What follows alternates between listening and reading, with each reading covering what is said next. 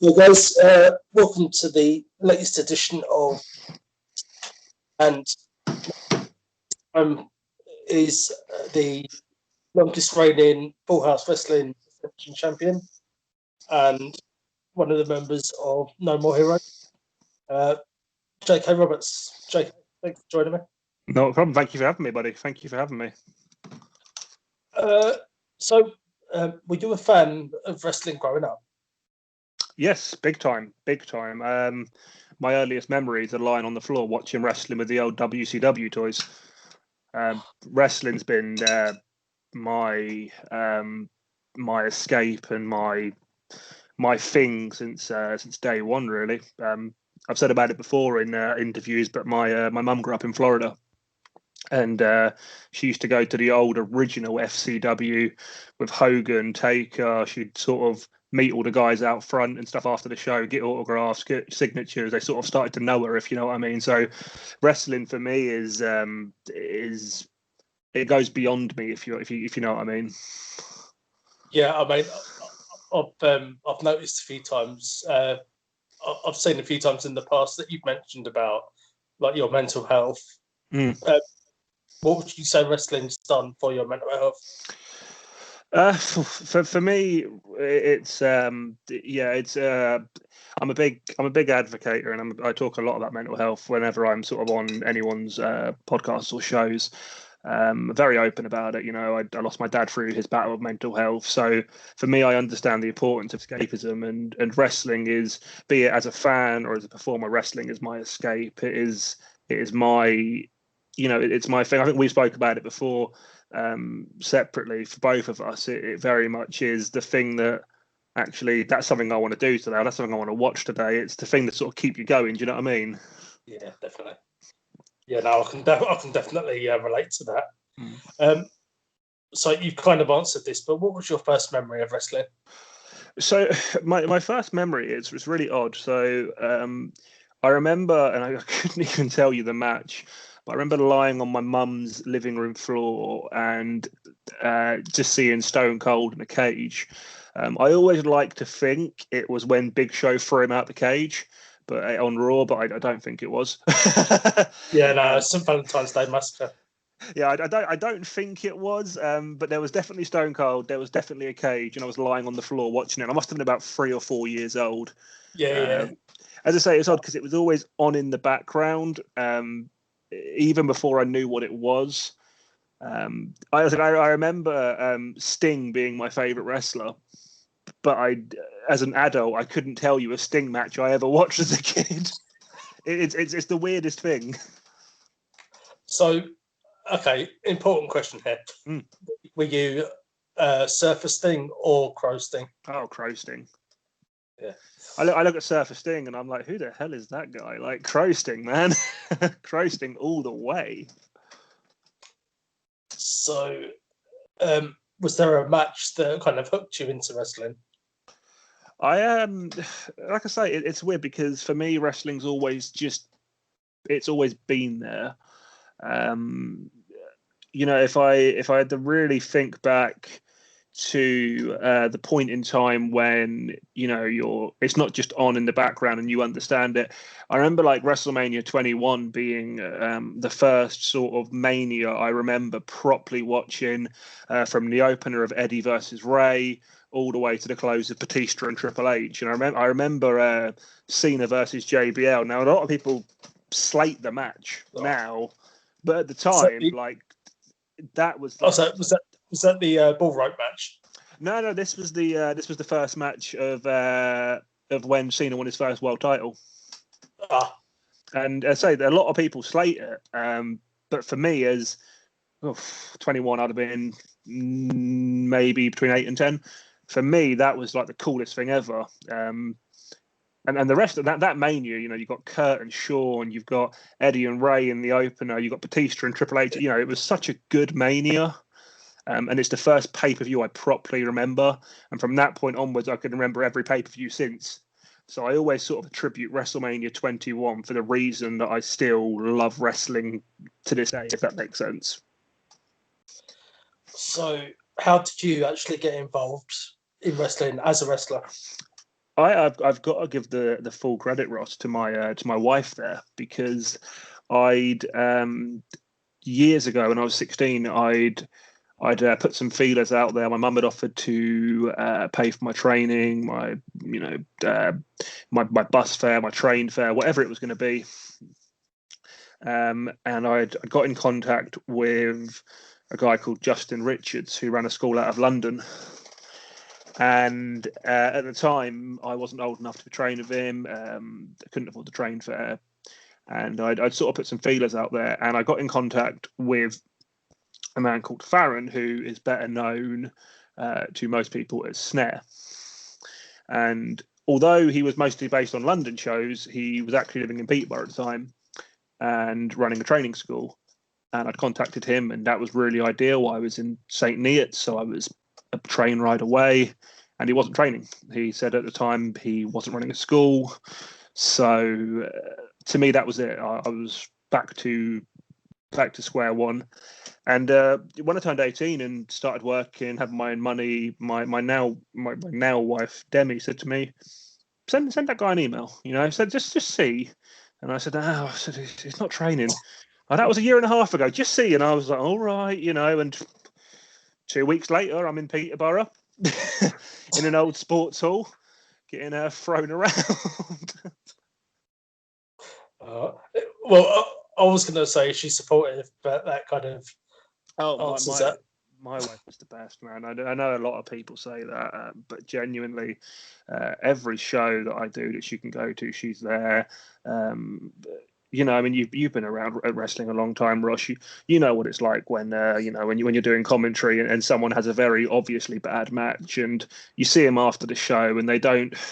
You know the look that we give when it's like, I don't want to do this again.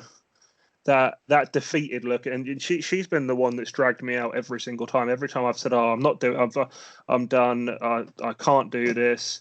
It was her. It was 100% her saying no. Keep going. It was if not for her, I wouldn't be wrestling now, without a doubt. So, who have been your toughest opponents? My toughest opponents. Oof, good question. I mean, there's a few there. I mean, I want to throw out, and I know you're speaking to him tomorrow. From a pure point of growth and evolution, I would throw Grazza Gates' name in there, purely because we have done a lot together. We started training 2 months apart at Full House Wrestling. We wrestled at Full House Wrestling. We then started tagging in London. We then started going against each other in Full House. We then moved to Elevation together. So I've got to throw Grazza out there. But if I'm gonna give it to one man, it's gonna be Rob Lynch. Myself and Rob spent the past year and a half before Southside shut their doors, absolutely killing each other. I mean, we battered each other, and you haven't felt pain until you've taken a chop off Rob Lynch, is all I'm gonna say. I'll take your word for that. Yeah, you don't want to ask him, trust me. So have you had any injuries in your time in wrestling? Yeah, I mean, I've been very fortunate to stay healthy. I mean, I say stay healthy. You ask anyone who does this, be it a show a month, be it on a full-time schedule, you're often working hurt. That is, and that's not just a phrase we use. It's true. You are often working hurt. Not long before lockdown, I cracked my orbital bone, the knee strike in the face. Ended up spending a night in hospital. At the moment, funnily enough, I'm realizing that my back, but I don't know the extent of it, but I'm under a doctor at the moment, looking at my back, partly through a car accident I had a couple of years ago, and not long before lockdown, I just took a bump, and something didn't feel right, and I was hoping with all this time off it would get better, and it just hasn't. So, but no, touch wood, I've been so fortunate to stay healthy. The odd broken toe, but it's a toe. They grow back. So I was going to ask this a little bit later, actually, but I'll bring it up now. You mentioned the injury. Is that why you moved on to commentary? No, commentary was a real. It was a real unexpected enjoyment. I'm going to call it. It was never something I considered myself doing. I always was very focused on wrestling. From the performance aspect, that I'd never considered other avenues. I got into commentary through Ben Old at Southside. I was crewing for him before I started working on his shows. I've known Rob Maltman since I started wrestling. He's been a big supporter of me, and Rob needed a commentary partner, and I was there, and I said to Ben and Rob, I'm here. I'd like to be doing more, and I got into commentary, and I got to say, man, commentary is so much fun. I'd love it. If I was at Southside and if I was told, tonight you're working and you're in there with Rob Lynch, you're in there with Brady Phillips, you're in there with whoever, excellent. But if I, if I got a call and said, can you do commentary? Absolutely. Highlight for me was doing commentary of MJF at the last Southside show. He had a few choice words for me that night. Some that I can't repeat. But no, you're a commentator yourself, Ross. It's just so much fun, isn't it? Yeah, I absolutely love it. But I just want to talk about the Full House Wrestling Ascension Championship. Yeah, that's a division that you basically. I built that division basically. Yeah. No, so the Ascension, and it was very much a championship. I rebranded it the Ascension division about a year and a half, 2 years ago. So the background there, and I might waffle on a bit, so I do apologise. The background to the Ascension Championship was we all started training around the same time. The sort of Full House group, as I call us. So myself, Grazza Gates, LT Mercer, Joe Lando, Joshua Burns. We all sort of started around the same time, and others joined along the way. And we'd spoken to Farron, and we wanted something to compete for. None of us were at the level where we could be challenging for the Full House title. So the idea came in to bring in, at the time it was an Ascension Cup, and I was in the main event. I was in the tournament for that cup and made my way to the main event, and unfortunately lost to crown the inaugural champion. And then I spent sort of the next year working towards that what became a championship, and won it, and lost it months later, and then sort of turned heel and ended up winning the title back from Grazza Gates in what I want to say was April of 2018. So I've nearly been that champion for 3 years. Take away some time for lockdown, in fairness, but no, in this title run has been really important to me, is what I'm building to. The reason I like to call it the division is because I've taken that title, and through speaking to Farron and pushing a bit for it, and then opportunities as well where the Full House title wasn't able to main event the show due to scheduling conflicts or injuries or whatever it might be, and put that title in the main event. And I always think back to myself and Maverick Mayhew, having an absolutely cracking match, one of my personal favourites, for what is meant to be the B title, but in the main event slot. And I'm not one of these guys that's all big on position on the card. I'm not one that gets into wrestling politics. I'm there to do a job at the end of the day, and I'm there to whatever I'm told to do. I'm there to do it. I want you on second, and I want you to have a good. Okay, yeah, it's not a problem. Not a problem. I'll go on second. I want you on fourth. I'll go on fourth. I want you to go on open. That's fine. I'm not one of those guys, but give me that opportunity, and I will run with it. And the Full House Ascension division is something I'm very proud of because it's produced some great matches. Not just involving myself. It's not me. It's Grazza Gates. It's LT Mercer. It's Joe Lando. It's Maverick Mayhew. It's all these guys that just want opportunity and have come in and taken it. And it's something I'm very passionate about. And it's something that I can't wait to get back to shows to keep building on. So you said that you weren't quite ready for the Full House Heavyweight Championship. But one championship you did contend for was the Southside title. Yeah. So what was it like for Ben to put that kind of faith in you? That meant the world to me. And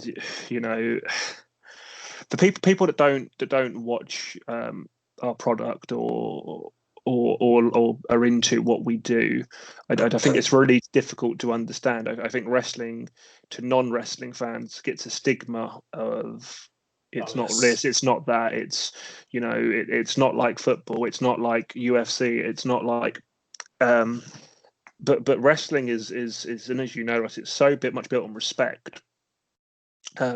Ben Old, Sarah Old, Harry Old, they are some of my closest friends in the world. I absolutely love them. And to get the phone call from Ben saying, I want you to debut for me in St. Neots, which is my hometown. It's where I live. And I want you to go out there and challenge for the Southside World title. And that title's been held by Rob Lynch, by Irie, by Styx, by Joseph Connors, by all of these people that I have so much respect for. And it's like, I want you to go out there and challenge for it. I think it's one of the proudest moments of my life, for sure. So, going off course a bit, who would you say is your best friend in the business? Best friend in the business? Yeah, wow. I mean, it's.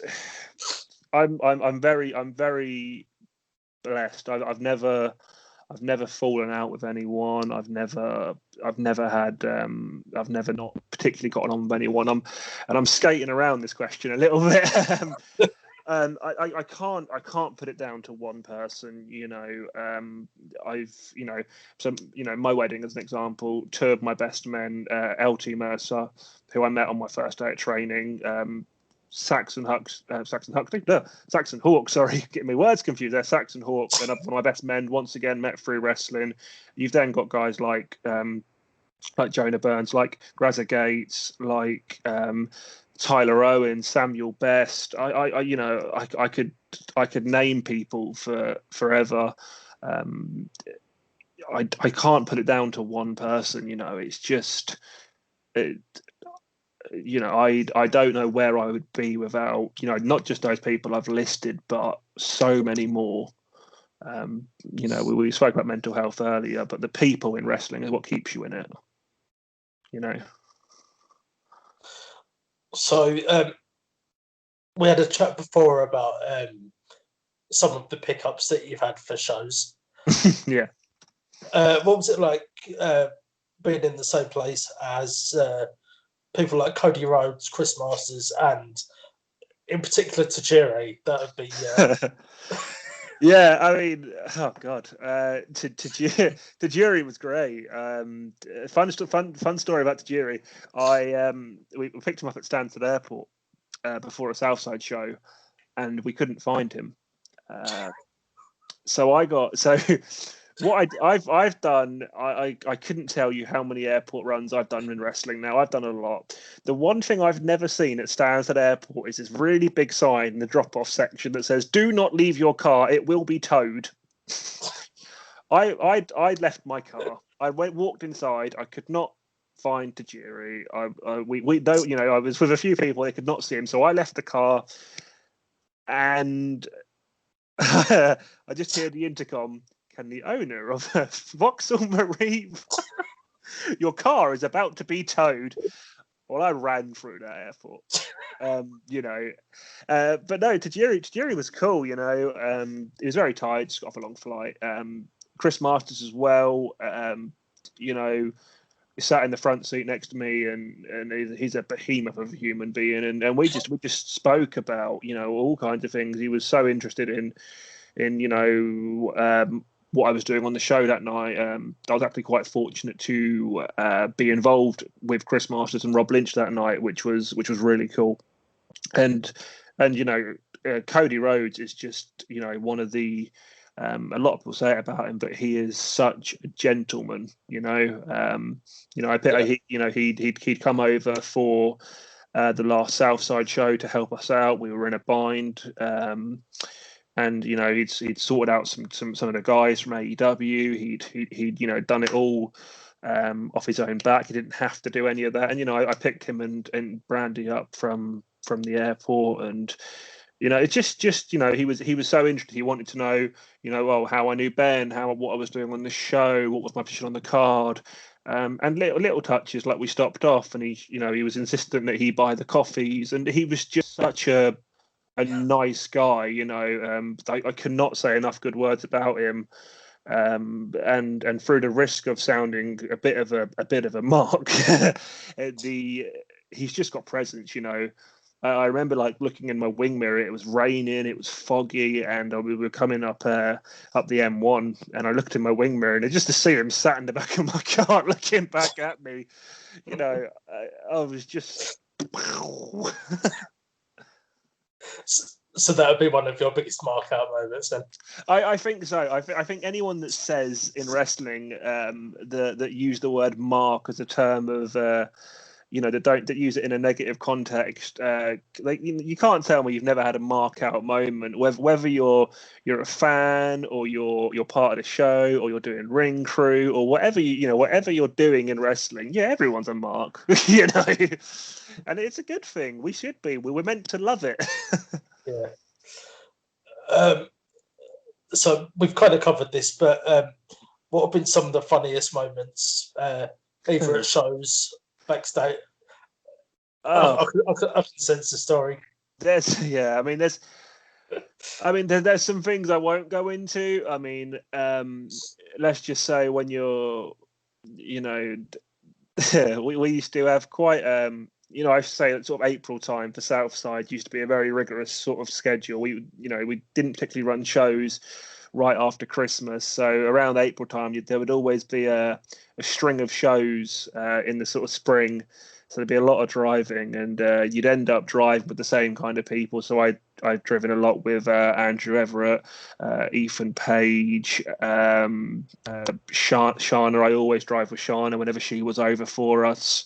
So I got to know her very well, and Senza as well, Volto, and there's been a few car journeys, sort of midnight, 1 a.m, coming back from Sheffield, and everyone's a bit tired, and everything seems hilarious. Some of the subject matter probably not the best for this. I think involving me personally, one thing that sticks out to me was, do you remember Plex Wrestling, don't you? Yeah. I did a show for him. Yeah, I was. I think you were at the show. I'm thinking of. I'm sure you were. I can actually name the show I was on. Were you at the show when it was myself and Grazza against Kelly Six and Nightshade? Yeah, I believe so. Yeah. I'm sure that's what the first time we met. Yeah, it was Dodge Duck. Yeah. Yeah. That's the one. Yeah, that was the first time we met, and you might not remember. I can't. Forgive me. I can't remember who was out before me, but there was a lot of baby oil on the stage and a lot of baby oil on the ring. Oh no, it was Damien Dunn, Martin Kirby, and I know it's a triple threat match. Yes. I don't know. I think myself and Grazza, Kelly and Nightshade, I think we were on like either third or fourth. So there'd been a few matches before us, and whoever some point at the beginning of the show there was a leakage of baby oil everywhere, and I walked out and just my leg kept going and my body stopped, and I landed on the stage. And if I remember getting in the ring and slipping off the ropes as well. And at the time, it was like really embarrassing. But to look back on it, it's just hilarious. And a fun fact for that show that you probably don't know is that I actually broke my toe before the show started. We were myself and Grazza were tagging that night, and it was one of our earlier tag matches, and we really wanted to just try and. I can't remember what we were trying to do, and I said, "Can you lift me up for like this, and that way you could throw me?" And we were doing it, and there were some mats at ringside, and my foot got caught, and I went down, and my toe just bent backwards, and I remember sitting in the back, and he's going to hate me for telling this, but I was lacing my boots up, and I was wincing at every lace I did, and Grazza was sat there white as a ghost, gagging at the idea of my broken foot. And it's like, how is Grazza the guy that's going to be sick, and I'm the one with the broken purple foot? You know. I can ask him about this tomorrow night, actually. Oh, he'll love it. Do. So, have you been around any practical jokers in the locker rooms? Yeah. Yeah. There's always a fun whenever I do an elevation show. I don't do it as much anymore. I sort of leave them for bigger matches, but I like to wear a lot of sort of comic inspired sort of resin masks. So some of my favourites are like my Winter Soldier, my Deathstroke masks, etc. And there's always someone that wants to put them on and run around and say, "Look, I'm JK." I've wrestling a tag match, and I won't say against who. Years ago at Full House Wrestling, I was pantsed, and that wasn't part of the match. That was good.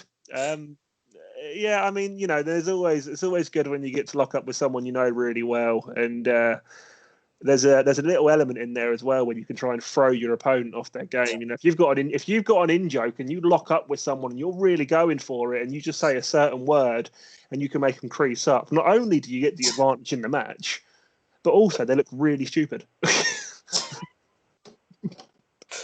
So we'll go to a word association game now.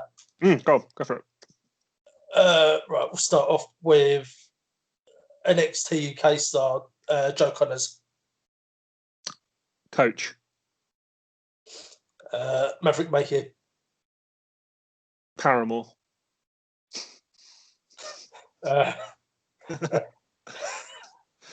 He'll hate me for that.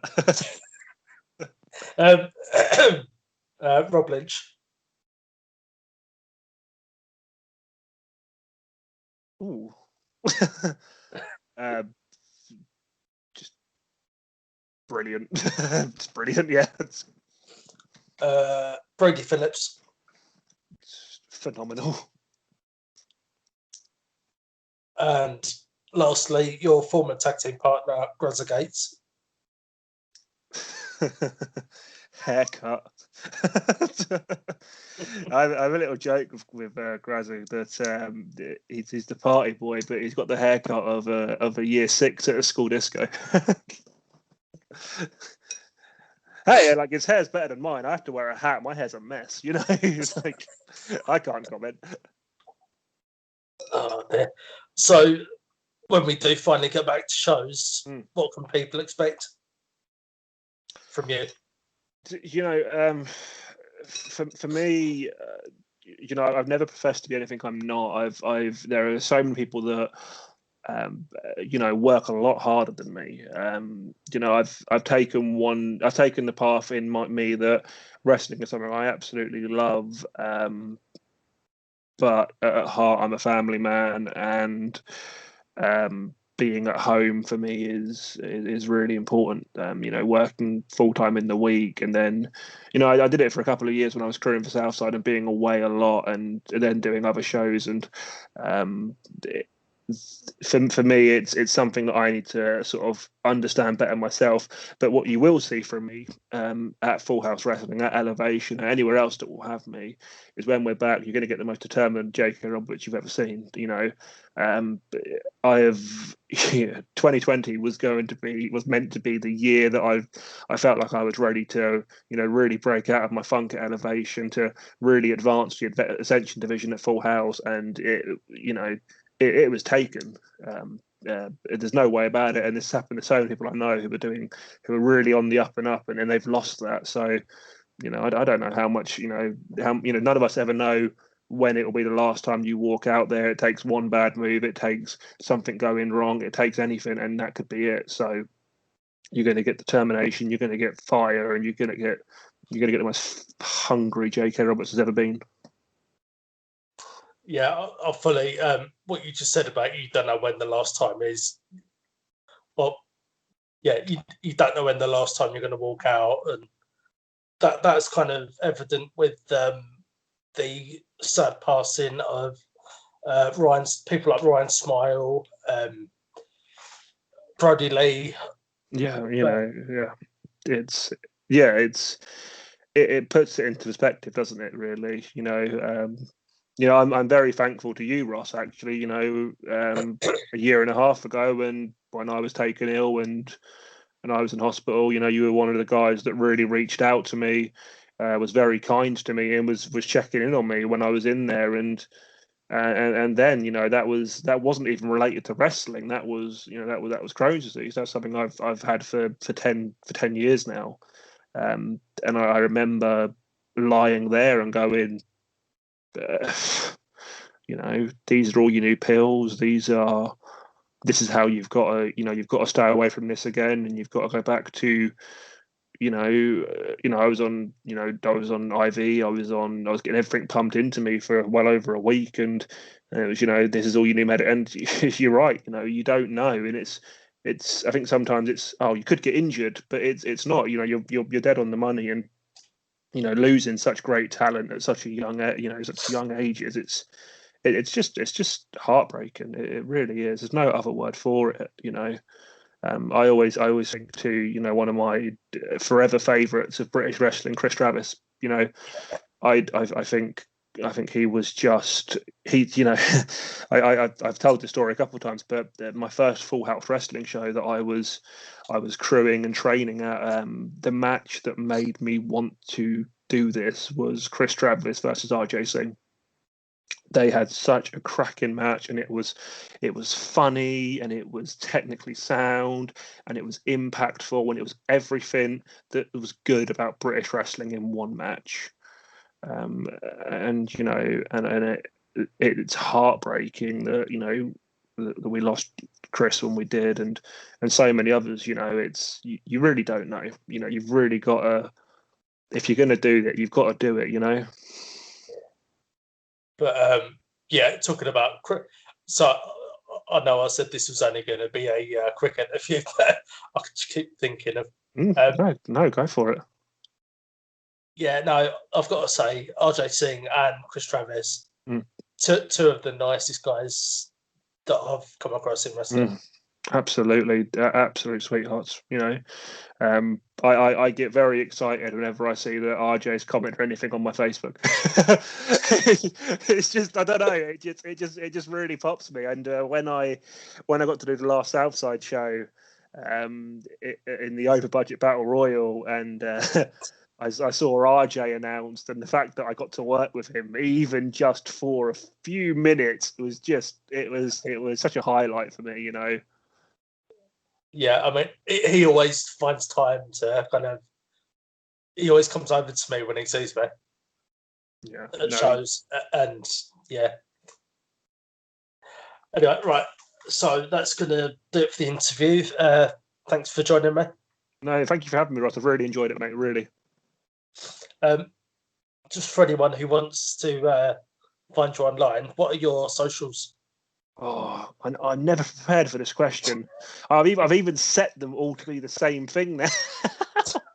And sorry, it's me. You know, I've got so many match graphics and things like that that's got them on there that every time someone asks me, so it's such an easy one as well. Like I shouldn't have to think about it. So it's just at JK Roberts _NMH. Okay. Again, thanks for joining me, and hopefully I'll see you once shows start up again. Absolutely, Ross. Thank you so much, mate. Brilliant. Thanks. Bye.